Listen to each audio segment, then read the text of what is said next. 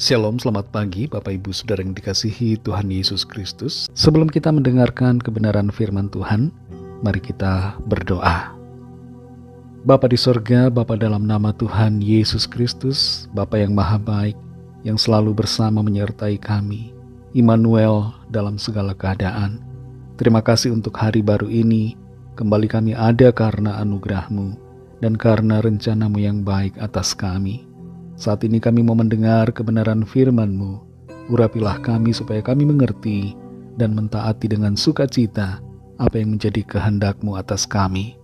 Dalam nama Tuhan Yesus kami berdoa. Haleluya, amin.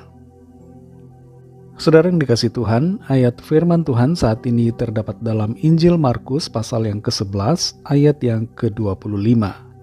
Tertulis demikian.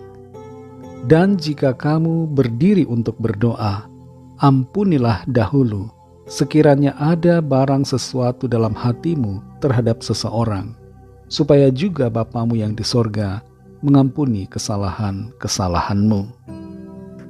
Saudara yang dikasihi Tuhan, artis Selena Gomez pernah mengalami sakit yang parah dan memerlukan transplantasi ginjal. Seorang sahabatnya bernama Francia Raisa mendonorkan ginjalnya. Dia merelakan satu ginjalnya diberikan untuk Selena Gomez. Tapi apa yang terjadi di kemudian hari? Sepertinya Selena Gomez tidak menghargai Francia Raisa. Dalam sebuah wawancara, Selena Gomez mengatakan bahwa teman satu-satunya yang dia miliki adalah Taylor Swift. Dia tidak menyebut nama Francia Raisa. Dan ketika Selena Gomez menikah, dia juga tidak mengundang Francia Raisa. Francia Raisa pernah kecewa dengan sikap dari sahabatnya itu. Tapi kemudian dia merelakan dan menganggap bahwa apa yang dia sudah berikan tidak perlu dia ungkit lagi. Kalau kita ada di posisi semacam ini, saudara, di posisi Francia Raisa, kita sudah berbuat baik dan kemudian dikecewakan, dilupakan apa yang menjadi sikap kita. Atau kalau kita dijahati orang, diperlakukan tidak adil, difitnah atau disakiti secara verbal atau non-verbal, bagaimana sikap kita, saudara? Ada hal-hal yang seringkali kita tidak bisa lupakan. Kita tidak bisa melupakan perbuatan orang lain terhadap kita. Dan itu terus terbawa dalam pikiran kita. Ada rasa kecewa, ada kesal, ada marah di sana. Tapi firman Tuhan katakan bahwa kita harus mengampuni. Ampuni apa yang tidak bisa kita lupakan, supaya ketika kita mengingatnya, hal itu tidak lagi menjadi masalah buat kita. Dalam Markus 11 ayat 25 ini dikatakan, dan jika kamu berdiri untuk berdoa, ampunilah dahulu sekiranya ada barang sesuatu dalam hatimu terhadap seseorang, supaya juga Bapamu yang di sorga mengampuni kesalahan-kesalahanmu. Pengampunan, saudara, bukan soal melupakan. Karena seringkali kita mencoba untuk melupakan tapi tidak bisa selalu teringat. Tapi pengampunan ini berbicara tentang bagaimana kita menghadapi dan memberikan pengampunan. Dengan mengampuni kita melepaskan semua perasaan dan ikatan kekesalan, kemarahan, semua kekecewaan terlepas dari diri kita.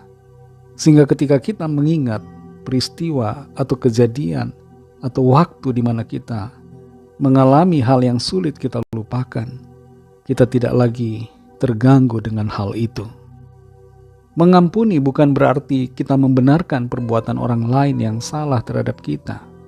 Tapi kita membebaskan diri kita dari ikatan perasaan yang negatif yang menjadi dampak dari apa yang dilakukan orang lain terhadap kita. Kita tidak lagi memberikan kesempatan untuk orang itu menyakiti kita lewat kenangan yang kita terus pelihara.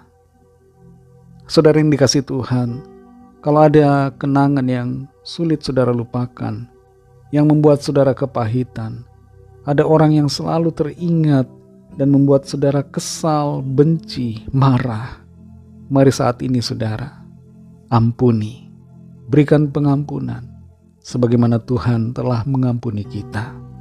Ampunilah, supaya saudara dapat berdoa dengan lapang, memiliki hati yang penuh damai sejahtera, tidak dikungkung oleh kebencian, tapi terbebas dari segala belenggu perasaan yang selama ini mengganggu kehidupan saudara. Roh Kudus akan menolong kita untuk dapat memberikan pengampunan pada apa yang selama ini tidak bisa kita lupakan. Mari kita berdoa. Terima kasih Tuhan Yesus, kami mengucap syukur untuk firman-Mu pada saat ini. Firman-Mu yang kembali mengingatkan kami untuk memberikan pengampunan, sehingga kami tidak terus-menerus dihantui oleh peristiwa yang sulit kami lupakan. Kami mau menghadapinya ya Tuhan, dengan sikap mengampuni. Kami mau mengampuni orang yang bersalah kepada kami. Kami mau mengampuni semua orang yang menjahati kami, yang berlaku tidak baik, tidak adil kepada kami. Kami mau melepaskan pengampunan saat ini. Kami mengampuni semua orang yang telah berbuat salah kepada kami. Terima kasih Tuhan, oleh karena kuasa-Mu ya Roh Kudus yang memampukan kami untuk memberikan pengampunan. Terpujilah nama-Mu ya Bapa. Berkati kami di sepanjang hari ini dalam segala tugas aktivitas kami. Pimpin kami, sertai kami, agar kami berhasil dan berkemenangan di dalam segala perkara. Kami berdoa membawa setiap pergumulan kami masing-masing, setiap permohonan doa yang disampaikan. Lawatlah setiap kami dan nyatakan kuasa pertolongan dan mujizat-Mu bagi kami. Kami serahkan semua ke dalam tangan kasih-Mu. Dalam nama Tuhan Yesus Kristus, kami sudah berdoa dan mengucap syukur. Haleluya. Amin.